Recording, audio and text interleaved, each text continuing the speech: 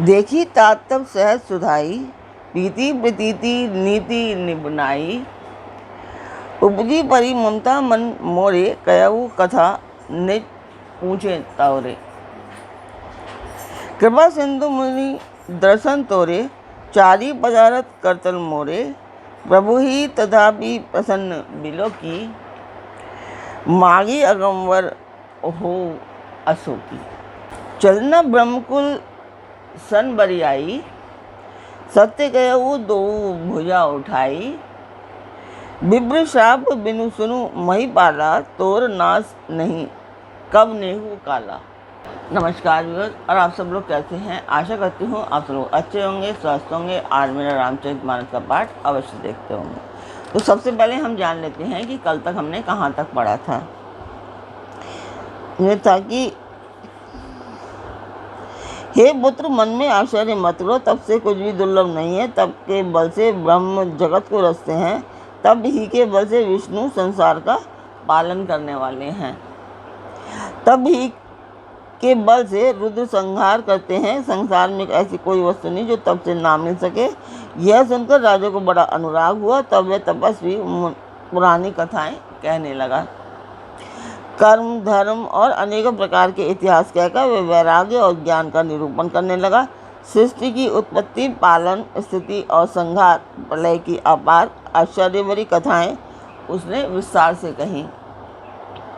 राजा सुनकर तपस्वी के वश में हो गया और तब वह उसे अपना नाम बताने लगा। तपस्वी ने कहा, राजन, मैं तुमको जानता हूँ, तुमने कपट किया, वह मुझे अच्छा लगा। तो कल तक यहाँ तक था।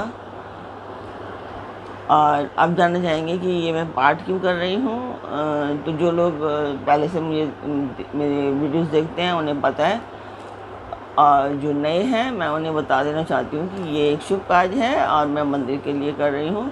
तो इसी में आप सब लोगों का मैं सहयोग चाहती हूँ कि आप लोग सब्सक्राइब करें, लाइक करें और शेयर अवश्य करें, और अपने परिवार और मित्रगणों को भी सब्सक्राइब और शेयर करने के लिए कहें, ताकि मेरा ये प्रण पूरा हो पाए। तो मंदिर की मैं वीडियो डालती हूँ, आप लोग देखिए।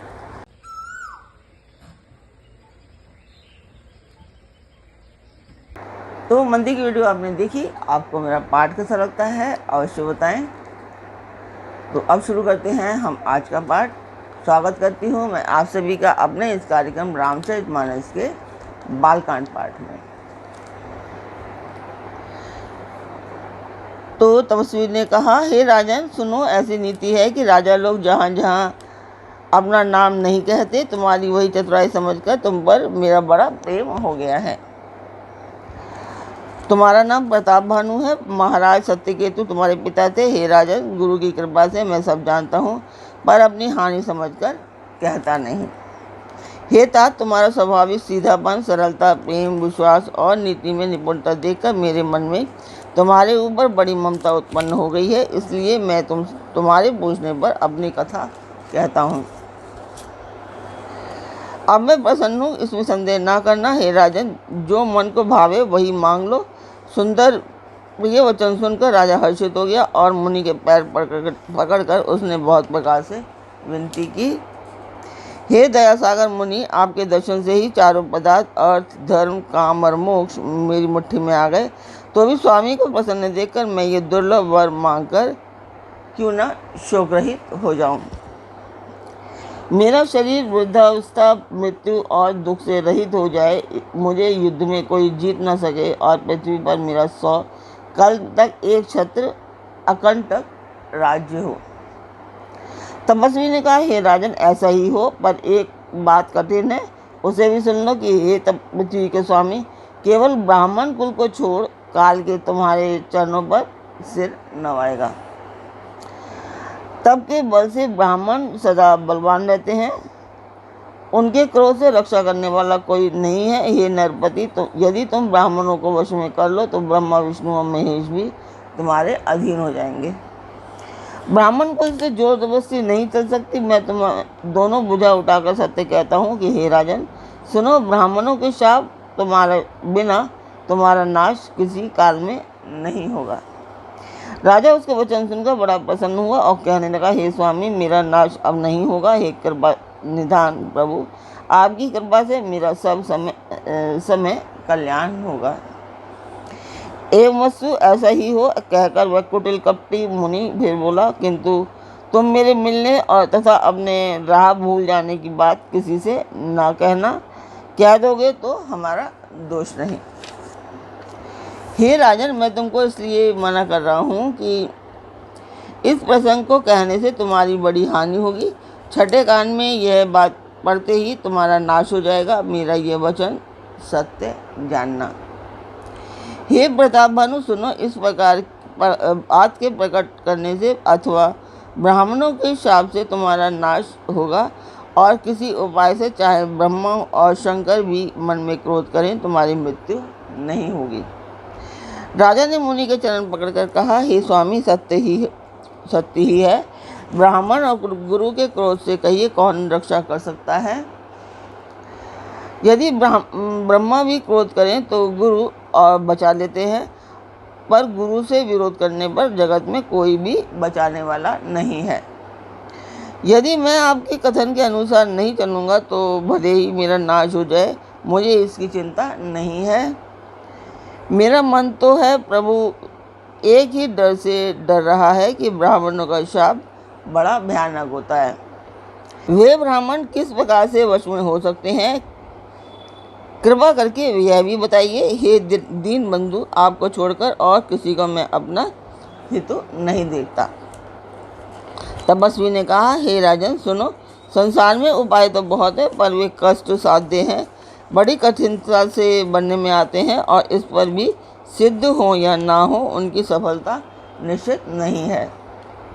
हाँ, एक उपाय बहुत सहज है, परंतु उसमें भी एक कठिनता है। हे राजन, वह युक्ति तो मेरे हाथ है, पर मेरा जाना तुम्हारे नगर में हो नहीं सकता। जब से पैदा हुआ हूँ तब से आज तक मैं किसी के घर अथवा गांव नहीं गया, परंतु यदि नहीं जाता हूँ तो तुम्हारा काम भी करता है। आज यह बड़ा असमंजस आ पड़ा है। यह सुनकर राजा कोमल वाणी में बोला, हे नाथ, वेदों में ऐसी नीति कही है, बड़े लोग छोटों पर स्नेह करते ही हैं। पर्वत अपने सिरों पर सदा तृण घास ही धारण किए रहते हैं। आकाश समुद्र अपने मस्तक को भेन से धारण करता है, और धरती अपने सिर पर सदा धूलि को धारण किए रहती है। ऐसा कहकर राजा ने मुनि के चरण पकड़ लिए और कहा, हे स्वामी, कृपा कीजिए, आप संत हैं, दीन दयालु हैं, अतः हे प्रभु, मेरे लिए इतना कष्ट अवश्य सही है। राजा को अपने अधीन जानकर कपट में प्रवीण तपस्वी बोला, हे राजन, सुनो, मैं तुमसे सत्य कहता हूँ, जगत में मुझे कुछ भी दुर्लभ नहीं है।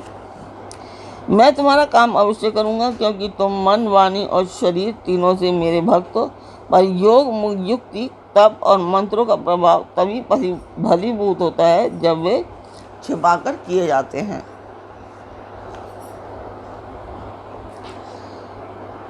हे नरपति, मैं यदि रसोई बनाऊं और तुम उसे परोसो और मुझे कोई जानने ना पावे, तो उस अन्न को जो खाएगा सो तुम्हारा आज्ञाकारी बन जाएगा। यही नहीं, उन भोजन करने वालों के घर भी जो कोई भोजन करेगा, हे राजन, सुनो, वह भी तुम्हारे अधीन हो जाएगा। हे राजन, जाकर यही उपाय करो और वर्ष भर भोजन कराने का संकल्प कर लेना। नित्य नए 1 लाख ब्राह्मणों को कुटुंब सहित निमंत्रित करना, और मैं तुम्हारे संकल्प के काल अर्थात 1 वर्ष तक प्रतिदिन भोजन बना दिया करूँगा। हे राजन, इस प्रकार बहुत ही थोड़े परिश्रम से सब ब्राह्मण तुम्हारे वश में हो जाएंगे।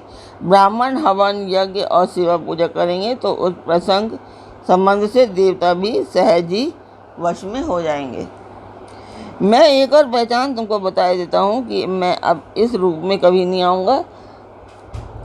हे राजन, मैं अपनी माया से तुम्हारे पुरोहितों को हर लाऊंगा, तब के बल से उसे अपने समान बनाकर 1 वर्ष तक वहाँ रखूँगा। और हे राजन, सुनो, मैं उसका रूप बनाकर सब प्रकार से तुम्हारा काम सिद्ध करूँगा।